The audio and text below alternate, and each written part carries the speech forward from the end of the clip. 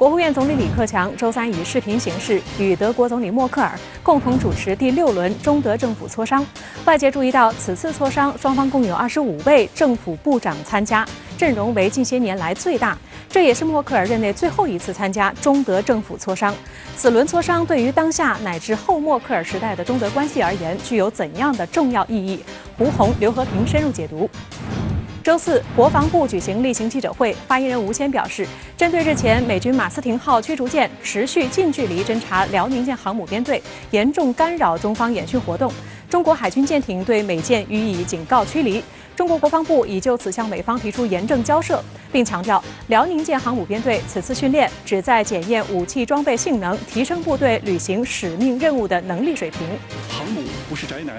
远航必是常态。此外，针对近期中国海军多艘主战舰艇集中入列，台湾民进党当局在台海空域对解放军军机设立所谓监视区、警告区、摧毁区等热点话题，国防部又做了哪些精彩回应？美国总统拜登上任100日之际，首次在国会参众两院联席会议上发表演讲。除了自夸完成竞选承诺外，为了在严重撕裂的两党间推进计划，拜登果不其然用了与中国竞争这一推进器，却又强调不寻求与中国发生冲突。相关表述对外释放怎样的信号？与此同时，美国会参议院民主党领袖舒默时隔近1年再提无尽前沿法案，呼吁在5年内拨款1100多亿美元推进美国科技研发。为何被视为延续过去4年美对华战略趋势的信号？金灿荣、柯静点拨关键。澳大利亚总理莫里森宣布，升级澳北部4座军事基地，预计2026年完成。就在外界普遍将此举与日益紧张的中澳关系相联系之际，莫里森却在讲话中避免点名中国，指称是追求和平。相关说法是有意为局势降温，还是欲盖弥彰？而在美国大举实施印太战略的同时，澳大利亚升级军事基地，释放出美澳军事同盟怎样的态势？又将如何搅动地区局势？张掖、刘飞涛在线解读。详细的焦点分析，稍后为您呈现，不要走开。国务院总理李克强周三下午在人民大会堂以视频形式与德国总理默克尔共同主持第6轮中德政府磋商，这是默克尔任内最后一次参加中德政府磋商。外界关注中德双方互信合作的势头是否会延续。目前在民调上领先的绿党总理候选人贝尔伯克对华强硬立场是否会改变中德的良好关系？另外，欧盟近来也频频对华发出不友好的声音，欧洲对华政策是否会改变？来看报道。李克强表示，中德是全方位战略伙伴，合作共赢是两国关系的主基调。中方愿同德方牢牢把握对话合作大方向，增加沟通交流，增信事宜，缩小分歧，聚焦合作，确保两国关系长期健康稳定发展。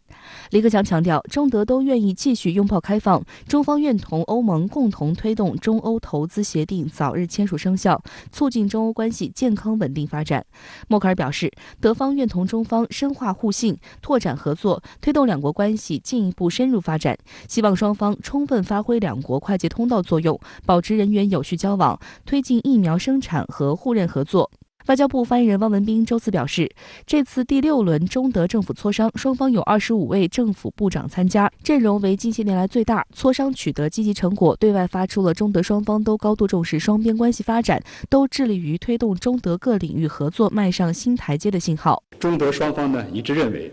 中德政府磋商机制成立10年来，为推动中德合作发挥了超级发动机的作用，应当坚持办好。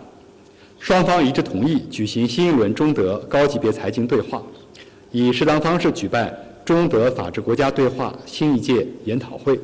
继续深化在经贸投资、汽车制造、高科技、新能源、数字经济、人文等领域合作，更好实现互利共赢。自2011年启动以来，中德政府磋商机制在不断充实中德关系内涵、规划两国关系等方面发挥了重要作用。2020年，中德贸易总额2121亿欧元，同比增长3.0%。中国连续5年成为德国最大贸易伙伴。这是默克尔最后一次参加中德政府磋商。德国电视1台报道称，不管未来德国的新总理是谁，都会加强与中国合作。上周，德国政府也曾表示，尽管存在诸多分歧，但欧盟仍有必要与中国接触，而不是选择较为偏向孤立主义的做法。不过，今年9月，德国将迎来5年一度的大选。总理默克尔此前已宣布不再参加本次大选，谁能接棒默克尔成为全球舆论关注的焦点。最新民调显示，德国绿党支持率首次超过10几年来稳居首位的联盟党，位列第一。德国绿党近日确定双主席之一的安娜莱纳·贝尔伯克为总理候选人。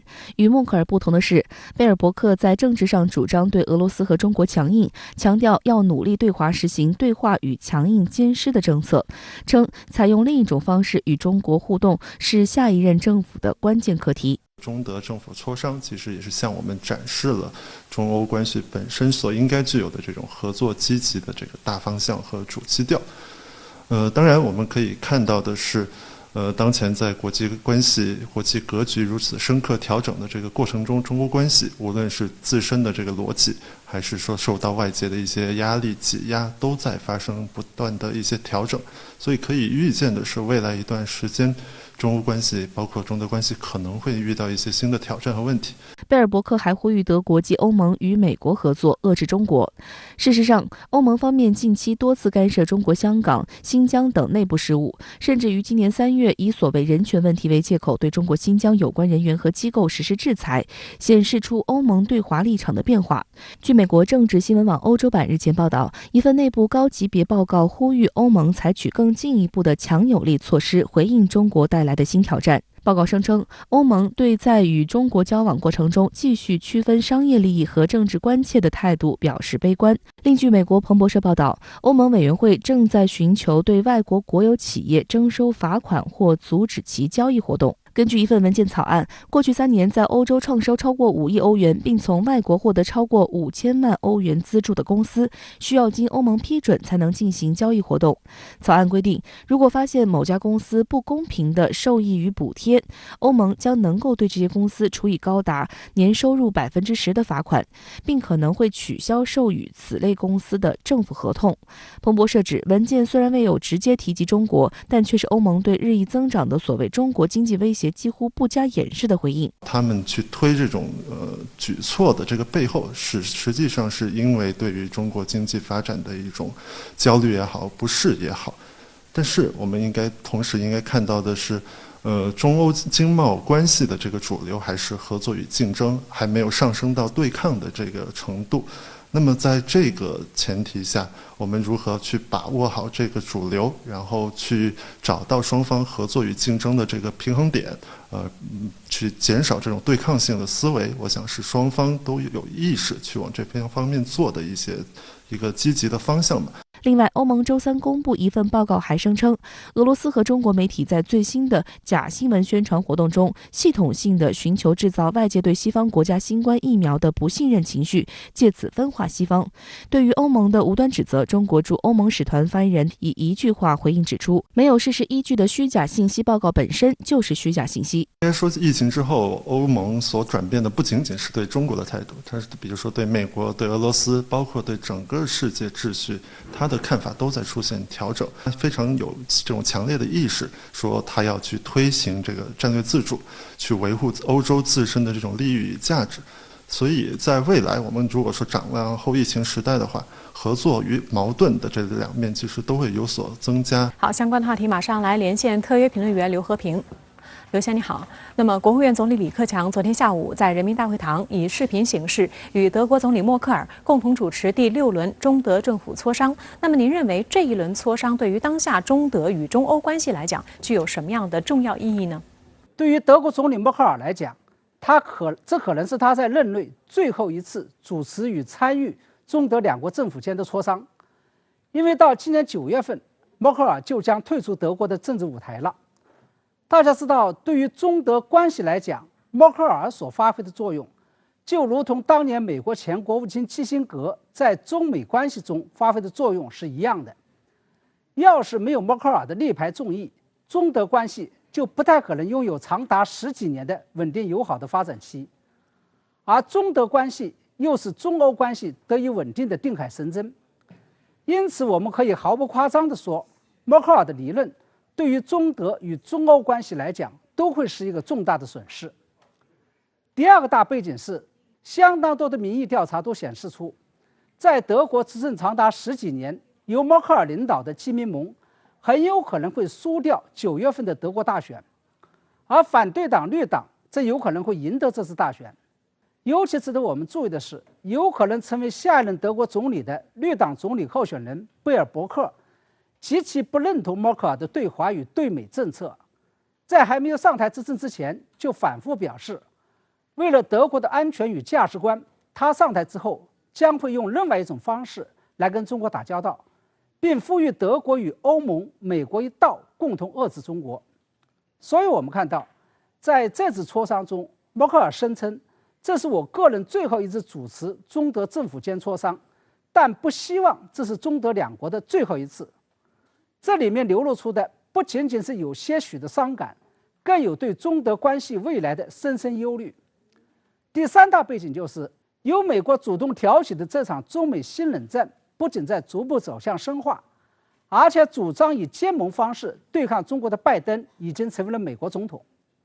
在这种情况下，无论是德国还是整个欧盟，都面临着在美国压力下被迫选边站的问题。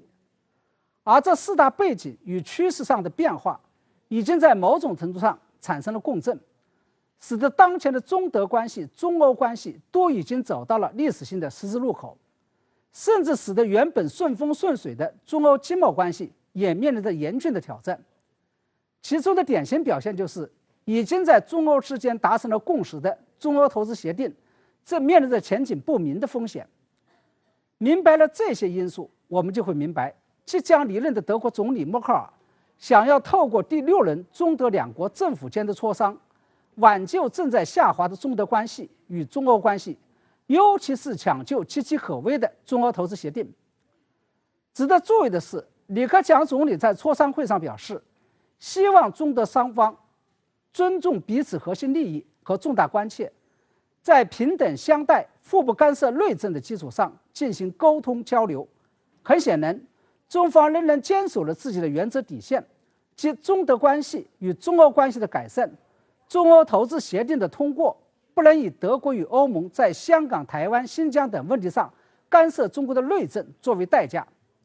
只要德国与欧盟跟美国一样，不在这个问题上做出实质性的改变，那中德与中欧关系的改善就将会是一句空话。那我们看到，除了在香港、台湾、新疆问题上干涉中国的内政之外，欧盟委员会正在寻求对外国国有企业征收罚款或阻止其交易活动，无端指责中国与俄罗斯官媒正在通过虚假的宣传诋毁欧洲的疫苗，以及针对中非牛鄂礁南海主权之争发表了一份措辞强硬的声明。那对此您又怎么来看呢？我认为很显然，欧盟委员会正寻求对外国国有企业征收罚款或阻止其交易活动，虽然没有点中国的名，但其实就是针对中国而来的。我甚至认为，这一举动不仅仅是旨在打击中国的国企，阻止中国国企进入欧盟市场，同时也是在为已经处于难产状态下的中欧投资协定设下了新的障碍，是在刻意把中欧的分歧往经济领域内扩散与蔓延。至于欧盟为什么会在中非牛鄂礁主权之争上专门小题大做发表一份声明，以及为什么无端指责中国与俄罗斯官媒正通过所谓的虚假宣传诋毁欧洲的疫苗，我认为这背后的答案其实就隐藏在最近欧盟内部流传的一份对华政策报告中。这份报告公然声称，所谓的民主与人权问题是中欧之间存在着的根本分歧，这些分歧将在可预见的未来继续存在，且绝不可能被轻描淡写。从中我们可以看出，正是因为欧盟变了，变得跟美国一样，开始用意识形态的冷战思维来打量中国，开始主动挑起中欧之间的价值观念与意识形态之争，才使得他们在很多问题上都开始看中国不顺眼，以至于在中非牛鄂礁之争以及所谓的诋毁欧洲疫苗声誉问题上，对中方横挑鼻子竖挑眼，横看竖看都不习惯。好的，非常感谢刘先生在线来和我们分享您的观点，谢谢。日前，中国海军3型主战舰艇集中交接入列，标志着中国海军力量更上一层楼，海军现代化建设不断迈出新步伐。而4月初，中国首艘航母辽宁舰编队也开始进行例行训练，系列动作引发外媒臆测和台独分裂势力的紧张。对此，国防部发言人吴谦大校在例行记者会上集中回应表示，相关舰艇入列与地区局势无关，也不针对任何特定国家和目标。辽宁舰在台海附近举行演训活动，旨在检验武器装备性能，提升部队履行使命任务的能力水平。而且航母不是宅男，远航必是常态。上周五是中国人民海军成立72周年的日子，长征18号艇、大连舰、海南舰集中交接入列，无疑是给海军节最好的献礼。从白手起家到5大兵种齐全，核常兼备；从沿岸近海到远海大洋，从捍卫国家领海主权到维护世界和平，离出了一道波澜壮阔的伟大航迹。中国海军多艘主战舰艇集中入列，也引发外界猜测，这是中方在向南海周边国家秀肌肉。对此，吴谦回应称，中国坚持走和平发展道路，坚定奉行防御性国防政策和积极防御的军事战略。相关舰艇入列与地区局势无关，也不针对任何特定国家和目标。中国坚定维护南海和平稳定，这一政策立场没有任何变化。还有媒体臆测，075型2栖攻击舰入列是解放军在为武统台湾进行实质性准备。对此，吴谦重申，我们在台湾问题上的立场是一贯的、明确的。我们坚持对台工作大政方针，坚持一个中国原则和9·2共识，推进两岸关系和平发展和祖国统一，高度警惕并坚决遏制台独分裂活动。我们愿意以最大诚意、尽最大努力争取两岸和平统一的前景，但我们绝不为任何形式的台独分裂活动留下任何空间，始终坚持做好应对外部势力干涉和台独分裂活动的充分准备，目的是从根本上维护祖国和平统一前景，推进祖国和平统一进程。如果台独分裂势力一意孤行，甚至铤而走险，我们将采取一切必要措施，坚决粉碎台独分裂图谋，坚决捍卫国家主权和领土完整。此外，有记者提问，据台媒报道，民进党当局日前已在台海空域对大陆军机设立所谓监视区、警告区、摧毁区，并把大陆军机驱近台岛30海里作为反应红线。另据广东海事局宣布消息，解放军随后于本月15号至20号在南海南澎列岛附近水域范围内进行实弹射击演习。国防部有何评论？吴谦表示，台湾是中国不可分割的一部分，解放军在台海附近举行演训活动，针对的是台独分裂势力谋独挑衅和外部势力干涉，绝非针对台湾同胞。无论民进党当局在两岸之间设立什么区、什么线，都是通通无效的，都丝毫撼动不了我们捍卫国家主权和领土完整的决心和意志。民进党当局以武谋独，是螳臂当车，只能自取灭亡。吴谦还提到，在中国首艘航母辽宁舰及其编队本月初从日本宫古海峡经由台湾地区东部外海进入西太平洋进行演训期间，美海军网站发布马斯廷号驱逐舰舰长近距离观察辽宁舰的照片，美士兵推特发布辽宁舰舰载机起降的视频。吴谦表示，美县政府就职以来，美军舰在中国当面海域活动频次比去年同期增加逾20%，侦察机活动频次超过40%。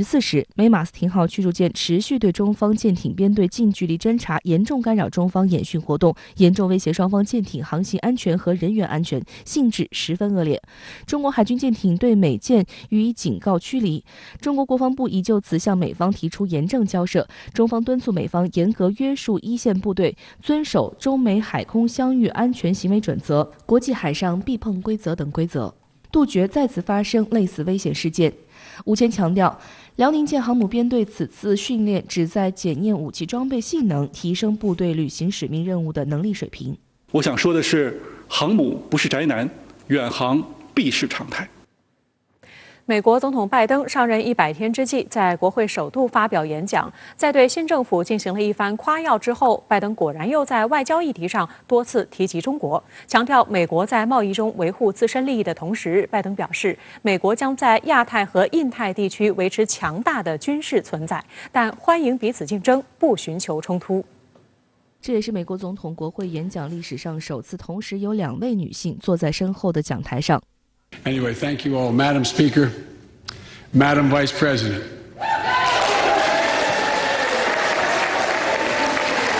No president has ever said those words from this podium. No president has ever said those words, and it's about time. 演讲一开始，拜登对其过去100天内取得的成就进行了自夸。拜登表示，自己在竞选时的3项承诺已经一一兑现，包括应对新冠疫情大流行、恢复美国经济，以及在国会山暴动后缓解华盛顿的紧张局势，重建民众对政府的信心。拜登还反复强调了如何使美国人重返工作。他提出了一项全面的家庭援助法案建议，包括普及幼儿园、2年免费社区大学、儿童保育，以及每月至少向每个家庭支付250美元。他表示将对富人征税，以帮助中产阶级和穷人。同时，他还呼吁国会通过他的美国就业计划，以确保美国保持发展势头，并回到疫情之前的低失业水平。事实上，拜登的这套美国就业计划已经被美媒提前披露，涉及金额近2万亿美元。具体来讲，不仅包括升级基础设施、提供医疗补助和家庭护理外，甚至涵盖了气候问题。不出意外，在谈及就业时，中国也成了拜登重要参考目标及竞争对象。America's moving forward, but we can't stop now. We're in competition with China and other countries.To win the 21st century. We're at a great inflection point in history. We have to do more than just build back better. We have to build back better. 对此，有美国媒体分析指出，拜登想要在国会上推进一系列雄心勃勃的计划并不容易，因此他给这些议程找了个推进剂，同中国竞争。在拜登的演讲中，中国被多次提及，关键词就是竞争。To win that competition for the future, in my view,We also need to make a once-in-a-generation investment in our families and our children. That's why I've introduced the American Families Plan tonight. 拜登指，美国会捍卫贸易平等、知识产权以及盟友安全，打算在亚太、印太地区维持强大的军事存在，但不寻求与中国发生冲突。We will maintain a strong military presence in the Indo-Pacific, just as we do for NATO and Europe.Not to start a conflict, but to prevent one. 拜登上台后，美国政府加紧在亚太、印太地区的军事和外交布局。除了增加太平洋威慑计划拨款，在中国周边增设导弹包围圈外，美还进一步拉拢日韩澳印等国，试图打造所谓共同战线和4国机制，甚至所谓的亚洲版小北约。美方的消极举措不仅严重损害了世界和地区和平与安全，冲击国际军控与裁军进程，也暴露了其奉行单边主义、谋求军事霸权的真面目。对此，在周4外交部例行记者会上，发言人汪文斌表示，中国始终坚持和平发展道路，始终是世界和平的建设者、全球发展的贡献者、国际秩序的维护者。希望美国对中国不要有酸葡萄心理，以更平和理性的心态看待中国的发展。中美在一些领域存在竞争也是正常的，但这种竞争应该是你追我赶的田径赛，而不是你死我活的决斗赛。双方应当在竞争中提升自我，超越自我，而不是给对方使绊子、下套子，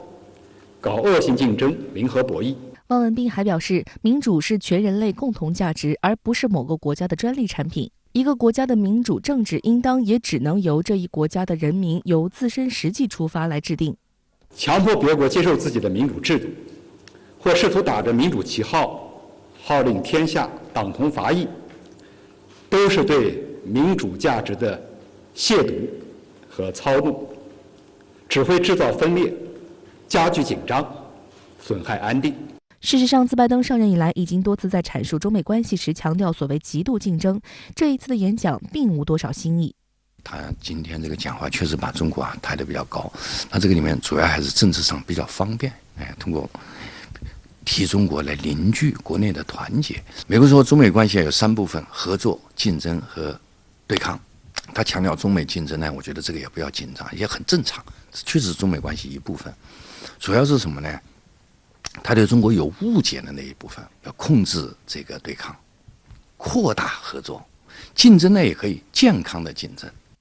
除了拜登政府频繁提出与中国竞争，外界注意到美国国会议员也跟上脚步。参议院民主党领袖舒默再次搬出了无尽前沿法案。这项法案最早在其牵头下，由民主党和共和党于去年5月共同提出，呼吁在5年内拨款1100多亿美元来推进美国科技研发，主旨就是对科技行业提供补贴，以帮助美国更好地与中国竞争。据悉，该法案原定于本周3交由参议院商业委员会商议讨论，但随着多达230项修正案被提交审议，参议院共和党人表示，相关讨论要等到参议院休会期结束后及5月10号之后才进行。据悉，所谓无尽前沿法案是以1945年一份颇具影响力的报告名字命名，当时正是该报告促使时任总统富兰克林·罗斯福创立了美国国家科学基金会，美国因此在2战结束后成为科学技术创新的全球领导者。拜登政府认为美中关系竞争的核心最重要的领域，那么主要就是高新技术。舒默他提出的这个无尽前沿的法案的话，是在未来5年是1000亿美元，主要是投资于美国10个关键的技术领域。有分析指出，无尽前沿法案延续了过去4年美国对华的战略趋势，此举被视为美国国会在对外政策制定上通过渲染竞争、遏制甚至敌对气氛，对美国政府施加影响之举。可以说，相比白宫，美国国会在对华事务态度上更强硬、更露骨，就说明中美关系的在美国方面的政治气氛不好，民意基础不好。那这个政治气氛就导致了现在两党都在推这个法案啊。现在看起来他们通过的可能性是很大的啊，他就是通过了，他会不会严格按照这个执行还是有空间的。这个为什么呢？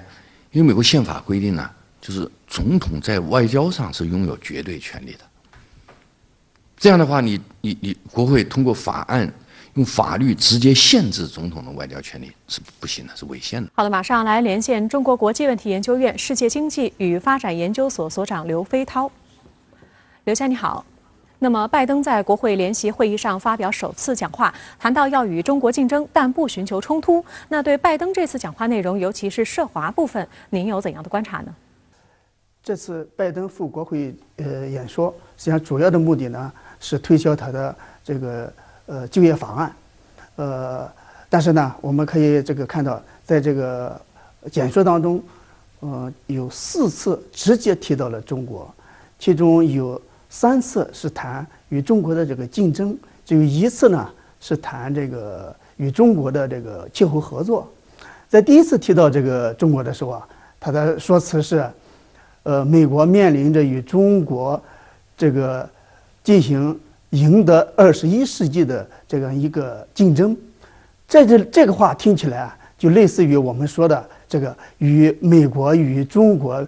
在面临着进行这个世纪博弈，跟我们这个词，我感觉它的这个说辞呢，几乎这个同一个含义。到第2次提到这个中国的时候啊，是说的这风机涡轮的叶片。不能只能在这个北京生产，也应当在这个匹兹堡生产。这就是说啊，他要给中国要进行一个这个产业竞争，也就是产业链的竞争啊。他是用篇幅比较大，大概有200多个字的这个篇幅，对中国进行了这个对中美关系较为详细的阐述吧。在这时呢，他在强调中国应当遵守经济规则等一系列的对中国的这个不满、抱怨、指责，这个集中在这一个阶段。但是呢，同时他也强调了这个与中国呢是一种这个竞争关系，但不寻求与中国冲突对抗。也就是说呢，从这4次提到中国，在一处详细谈论中国而言，这可以看出反映了我们这个拜登政府对中美关系当前的一种基本的一种定位，就是说明显的是。竞争面是大于合作面的。那我们看到拜登上任100天的时间里，虽然避免使用极限施压的手段，但其实实际行动呢却在不断升高中美竞争态势。那么现在美国会又重提无尽前沿法案，那您如何来定位现在这样一种竞争策略呢？无尽前沿法案是这个民主党领袖舒默在去年就推出了一个法案，但是由于受到这个疫情的影响呢，这个到今年拖到今年，这个重新提上议事日程，这也反映了这个国会民主共和两党这个持续推动对华竞争的这种立法的这种势头，至今呢还没有这个大的变化，特别是联系到当前这个参议院刚刚通过的这个2021战略竞争法案，实际上都是指向了这个与对华全面战略竞争。而无尽前沿法案呢，它是重点是要推动这个与中国进行前沿科技竞争。它强调就是说，未来能够取得在高科技领域取得胜出的这个国家将赢得未来的霸权。也就是说，美国人这个推动对华这个科技竞争，实际上是瞄准着美国的这个维持美国霸权地位这一个目标的。特朗普政府可以说在这个通过4年把中美关系打入了这个谷底，但是拜登政府在就任100天之内几乎没有采取任何改善，在这个人权层面，这个对中国进行打压；在高科技层面，持续推进这个对华这个打压；在涉及中国的这个主权、领土完整这个问题上呢，也与特朗普没有这个实质性的这个差别。实际上，大家看，我们对中美关系推动中美关系回归以稳定协调合作为基调的这种以基调的这种中美关系，还是这个付出了这个很大的这个努力。特朗普政府4年给中美关系挖了一个大坑，在这个离任之前，可以说就是急于给中美关系挖坑。但是现在我感觉，这个拜登政府似乎这个在把中美关系置于这个坑里，躲在坑里，似乎不想出来。这个实际上对中美关系来讲是一个不负责任的做法。好的，谢谢刘先生，请您保持在线，稍后我们还将继续来连线，谢谢。澳大利亚宣布将重金升级本国北部的4座军事基地，以强化与美军的联合作战能力。外界普遍将此举与中澳关系紧张相联系，但澳大利亚总理莫里森在讲话中试图降温，表示此举并非针对中国。而此前一天，澳大利亚内政部高官称，全球战鼓正在敲响，澳大利亚需要为地区冲突做好准备。中方回应表示，发表煽动对立、渲染战争威胁言论，这种人才是真正的麻烦制造者。当地时间周3，澳总理莫里森在访问澳大利亚北领地期间，宣布将花费7.47亿澳元，约37.5亿元人民币，对这个地区的4座军事基地进行全面升级改造，包括罗伯逊基地、袋鼠平地训练区、邦迪山训练区及布拉德肖野战训练区。这项计划将于今年启动，至2026年完成。据称，这些升级工作让澳军和美国海军陆战队可以进行更大规模的联合训练。根据计划，北领地的一条飞机跑道将会加长，以便让更大型的飞机可以在那里降落。靶场设施将得到彻底升级。澳方还为本国及美国海军陆战队建设新的训练设施。也就是说，整个来看这次这个基地的改造和升级呢，突出了2个特点。一个呢，就是对它的整体的向更远的纵深投送的能力兵力投送的能力在增强。再一个就是美国和澳大利亚的军事合作在不断的加深。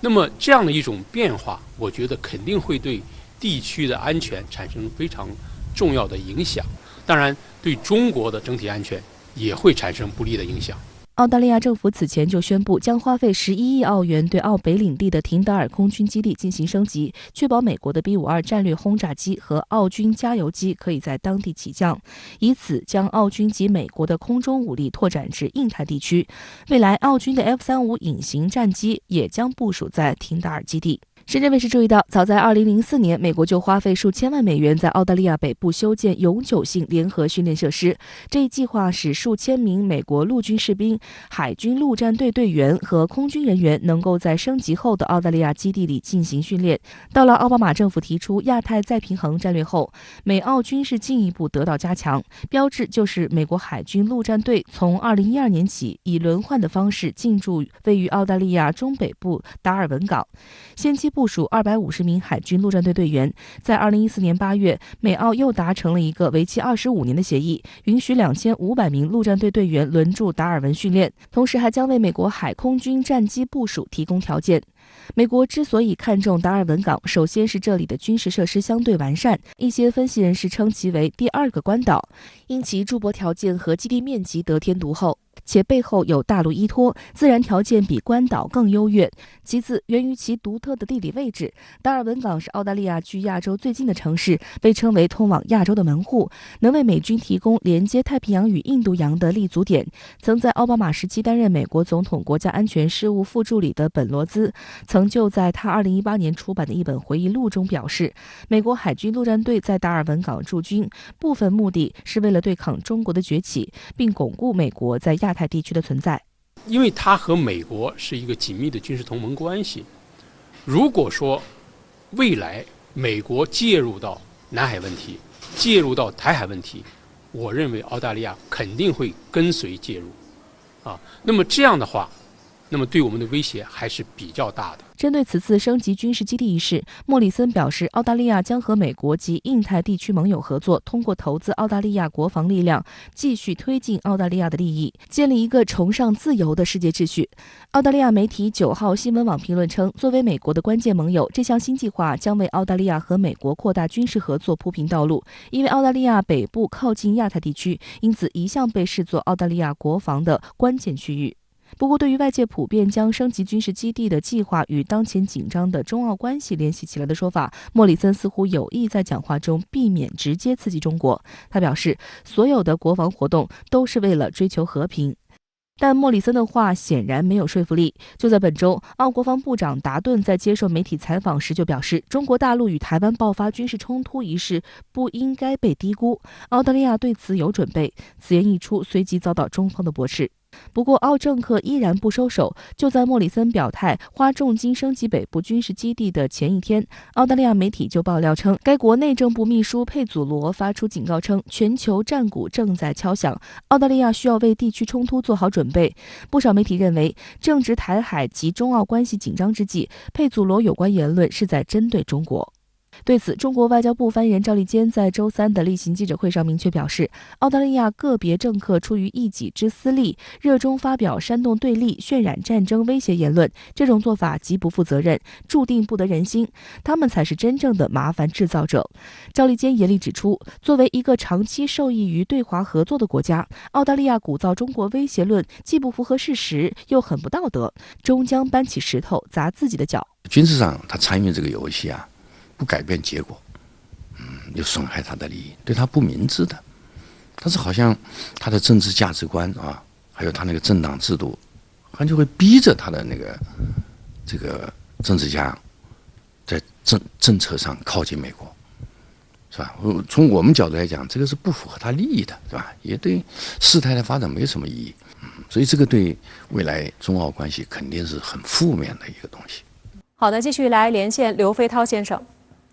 刘先生，那么拜登上任之后呢，很大程度上依赖盟友协商一致，对华施压。除了日本，现在就是澳大利亚，包括取消维多利亚州“一带一路”协议，还有要考虑取消中企对达尔文港的投资等等。那这次呢，又斥资7亿澳元升级北部军事基地。那您怎么来看这一动作？但是从澳大利亚的军事力量来看，这个动作的意义有多大呢？澳大利亚地处亚太，是属于这个南太的一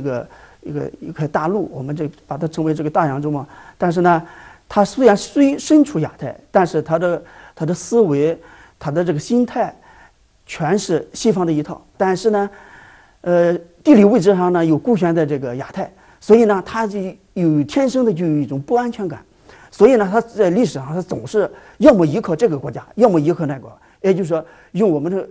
们的话说，也可以说是傍大款、抱大腿的这种做法，是他的骨子里头的一种需要。所以说，澳大利亚这个国家，它这个心态，在赚钱上可以说它是始终是想着从这个亚洲国家赚钱的，但从政治上、从军事安全上，它给这个亚洲国家保持这个心理极大的这个距离。他这次高调的这个发布这个扩大这个国防开支，然后扩建北部，也就是以达尔文港附近的周边的这个军事基地。实际上呢，我觉得澳大利亚有几重考虑。实际上呢，一是满足他这个保守政府与军工复合体的他们这个利益。实际上呢，现任这个保守党这个自由党政府啊，他对这个给这个军方的联系这个特别的密切。它背后呢还有一个美澳同盟，但是从本质上说，从这个澳大利亚的军事实力和军事力量来说，澳大利亚总共的人口也是2500万，这个与我们这个北京的人口是一样的，所以它这个国家像这么这个热衷于海外用武，实际上是难以令人理解的。但是呢，另一方面呢，我们也需要看到，就是我刚才已经谈到的，他几乎参加了美国所发动的所有的这个对外战争，所以呢，美国如果在这个亚太制造麻烦、挑事，澳大利亚往前冲的这个危险和可能性是不能排除的。那近期呢，澳大利亚的政客对华也有很多强硬的表态，有高官宣称自由国家再次听到战鼓敲响。那为什么澳大利亚现在要冲在反华的前线呢？实际上呢，澳大利亚它根本不存在选边站，它是一直站在美国一边的。它只是说打着说有选边站这种压力，以这种为借口呢，从中国试图从中国呢这个获取更多的这个经济利益。也就是说，它一方面呢想从中国获取更多的经济利益，另一方面呢，它还想在这个安全啊、地区安全啊、政治啊等一些人权等一系列问题呢，与这个美国，也就是说来捧美国，然后希望在这个与美国站在这个冲在美国的前面，充当美国的这我们叫马前卒也好，鹰犬也好，反正是呢，他是抱着这样一种姿态。也就是说呢，他用此来换取的实际上就是所谓的美国对澳大利亚的军事保护。也就是说，它不是一种独立的一种国家的一种心态，它原先依附于这个英国，现在依附于美国。所以我们这个在看这个澳大利亚的这个行为的时候啊，我们很大程度上要从中美关系的角度来看这个澳大利亚。所以呢，澳大利亚做出这个种种动作，实际上给中美关系当前的这种氛围，实际上呢是很我们说实际上是印证了我们当前中美关系遇到困难的这种现实。所以呢，我们说这个谈到澳大利亚，谈到中澳关系有没有这个转圜的这种可能？我们有中国还有一句话可以来描述这个澳大利亚目前的对华的一些作为，我们叫什么？no 作 no die， 叫不做不死。也就是说呢，它实际上，澳大利亚呢，它是打错了这个算盘。中国的这个在维护核心利益上的立场是坚定不移的。澳大利亚试图在这个涉华核心利益上挑衅中国，侵害我们的利益；